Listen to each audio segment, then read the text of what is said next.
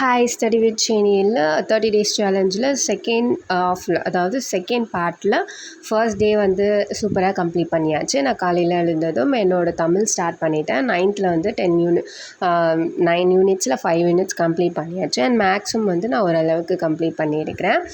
அப்புறம் வந்து நான் ஒரு கொஷனுக்கு வந்து ஆன்சர் பண்ணணும்னு இருக்கிறேன். படிக்கிறது மறந்து போகுது. ஸோ இது மறதிங்கிறது வந்து ஒரு கேஷுவலான ஒரு விஷயம்.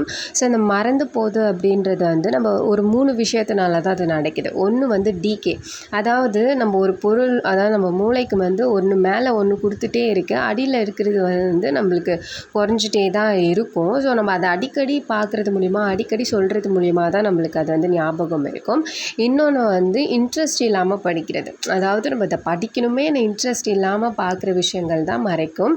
அண்ட் அதுக்கப்புறமா வந்து டிஸ்ட்ராக்ஷன் இல்லாமல் படிக்கிற ஒரு விஷயம் வந்து நம்மளுக்கு அது மனசுக்குள்ளே இருந்துகிட்டே இருக்கும். ஸோ இந்த 3 விஷயத்தை நீங்கள் அவாய்ட் பண்ணிட்டீங்க அப்படின்னா உங்களுக்கு அவ்வளோவா மறைக்காது.